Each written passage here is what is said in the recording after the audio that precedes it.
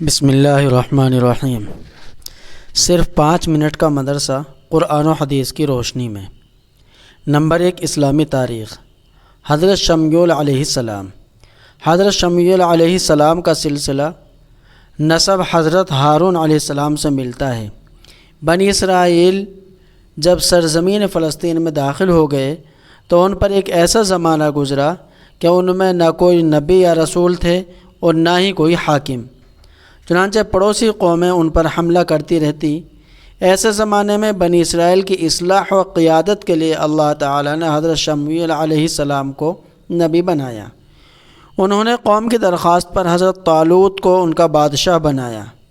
بعض لوگوں نے اعتراض کیا تو حضرت شمعون علیہ السلام نے فرمایا، یہ اللہ تعالیٰ کے حکم سے ہے اور اس کی نشانی یہ ہے کہ تمہارا صندوق جس میں نبیوں کی میراث تھی اور جس کو قوم عمالقہ لے کر چلے گئی تھی، فرشتے وہ صندوق انہیں لا کر دیں گے۔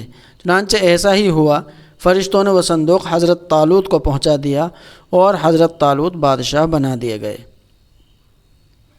نمبر 2، حضور صلی اللہ علیہ وسلم کا معجزہ۔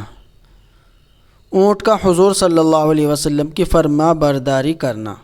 حضرت جابر بن عبداللہ رضی اللہ عنہ فرماتے ہیں کہ ایک مرتبہ ہم رسول اللہ صلی اللہ علیہ وسلم کے ساتھ سفر سے آئے۔ جب ہم لوگ بنو نجار کے باغ کے پاس پہنچے تو دیکھا کہ باغ میں ایک اونٹ بیٹھا ہوا ہے جو بہت غصے میں تھا۔ باغ میں جو بھی جاتا اس پر حملہ کر دیتا۔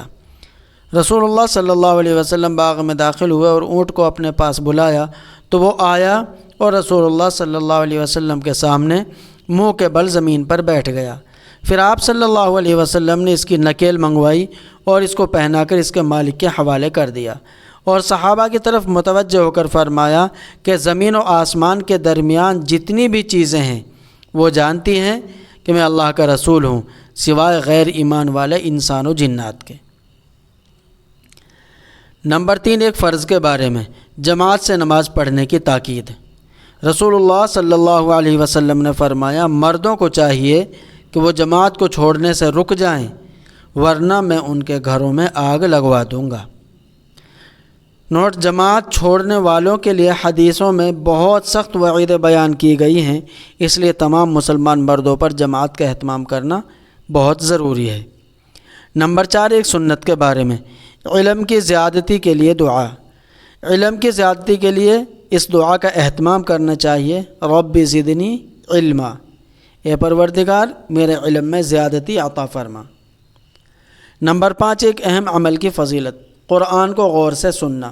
رسول اللہ صلی اللہ علیہ وسلم نے فرمایا، جو شخص قرآن کی ایک آیت سننے کے لیے بھی کان لگا دے اس کے لیے ایسی نیکی لکھی جاتی ہے جو بڑھتی چلی جاتی ہے، اور جو شخص اس آیت کو پڑھے وہ آیت اس شخص کے لیے قیامت کے دن ایک نور ہوگا جو اس نیکی کے پڑھنے سے بھی زیادہ ہوئے۔